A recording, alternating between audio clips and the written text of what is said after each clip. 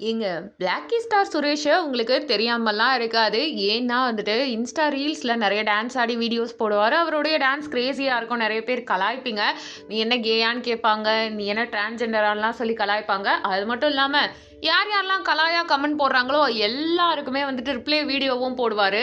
அவர் இன்னொரு பக்கம் பார்த்தீங்கன்னா, மேக்ஸ் கன்டென்ட்லாம் போட்டார்னா வேற லெவல்ல இருக்கும். அவர் ப்ரொஃபஷனலி டீச்சர் அப்படின்றனால ப்ராப்பரா மேத்ஸ் ப்ராப்ளம்ஸ் எல்லாத்தையுமே எப்படி சால்வ் பண்றதுன்ட்டு தெளிவாவே எக்ஸ்பிளைன் பண்ணுவாரு. இந்த காம்படிட்டிவ் எக்ஸாம்க்குலாம் தேவையான எல்லா விஷயத்தையும் சொல்லிக் குடுப்பாரு. அது மட்டும் இல்லாம, அவர் மேல நெறைய விமர்சனங்கள் இருக்கு. "நீ ஏன் இப்படி பண்ற? நீ ஏன் அப்படி பண்றன்னு?" ஆனாலும் எல்லாத்துக்குமே ரிப்ளை குடுப்பாரு. குறிப்பா பார்த்தீங்கன்னா, அந்த மனுஷன் பேசுறது நெறைய பேருக்கு வெறுப்பா இருக்கும். எந்த இன்டர்வியூக்கு போனாலுமே அவர கலாய்க்கிற மாதிரி ஒரு கொஸ்டின் இருக்கும். பட் அவர்கிட்ட ஒரு இன்னசென்ஸுமே இருக்கு. அது எப்படி தெரிய வந்துச்சு அப்டின்ட்டு பார்த்தீங்கன்னா, ஜீ தமிழ்ல இருக்கக்கூடிய ஒரு ரியாலிட்டி ஷோ. அந்த ரியாலிட்டி ஷோஸ்ல பார்த்தீங்கன்னா, பாய்ஸ்க்கெல்லாம் வந்துட்டு ஒரு செலிபிரிட்டி கிரஷ் மாதிரி அவங்க மென்டார் பண்ணுவாங்க. 2 பேருமே ஜோடி ஆகுறதுக்கு ஒரு கம்பேட்டபிலிட்டி இந்த சிங்கிள் பசங்கன்ற ஒரு ஷோ. அந்த ஷோலருந்து இவருடைய குட் சைடு எல்லாத்தையும் வெளியில கொண்டு வரதுக்கு ஒரு வாய்ப்பா அமைஞ்சது.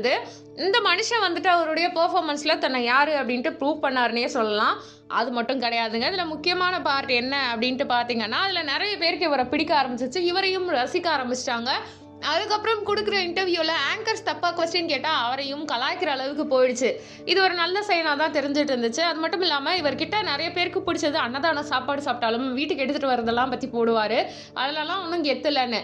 அதே மாதிரி அவங்க அம்மாவுடைய முகத்த அந்த கலையான முகத்த எப்பயுமே காட்டுவாங்க. அவங்க எப்பயுமே இந்த குளிச்சு மொளிச்சு அழகா இருக்கிறது பார்க்கறதுக்கே நல்லா இருக்கும். அது கஸ்தூரிபான்னு பேர் சொல்றது, அவங்கள பார்த்து நீ அழகா இருக்கன்னு சொல்றது, அந்த விஷயத்துலலாம் நெறைய பேருக்கு இவர புடிக்கும். நெறைய பேர் கலாய்ச்சாலும், நெறைய தவறா பேசினாலும், இந்த சைடு நெறைய பேருக்கு பிடிக்கும்னு தான் சொல்லணும். இப்ப ரீசென்ட்டா அவங்களுடைய அப்பா இறந்து போயிட்டாங்க. இறந்து போனத பத்தி ரசிகர்கள் என்னாச்சு, ஏதாச்சு அப்படின்ட்டு பாதி விஷயம் தெரிஞ்சவங்க, தெரியாதவங்கலாம் கேட்க அப்புறம் தான் தெரிய வந்துச்சு. வயது முதிர்வு காரணமா தான் அப்பா இறந்திருக்காங்க. கொஞ்ச நாள் முடியாம இருந்தாங்க. நல்லா தான் இருந்தாரு. இப்ப இறந்து போயிட்டாரு. நீங்க எல்லாருமே அப்பாவ நெனச்சு வருத்தப்படுறது எனக்கு புரியுது. அவருடைய காலம் முடிஞ்சுச்சுன்னு சொல்லிட்டு ஒரு வீடியோ வெளியிட்டிருப்பாரு பிளாக்கி ஸ்டார். ஸோ இத பத்தி உங்களுடைய கருத்து என்னன்றத கமெண்ட் பண்ணுங்க. நம்ம சேனல லைக் பண்ணுங்க, ஷேர் பண்ணுங்க, சப்ஸ்கிரைப் பண்ணுங்க.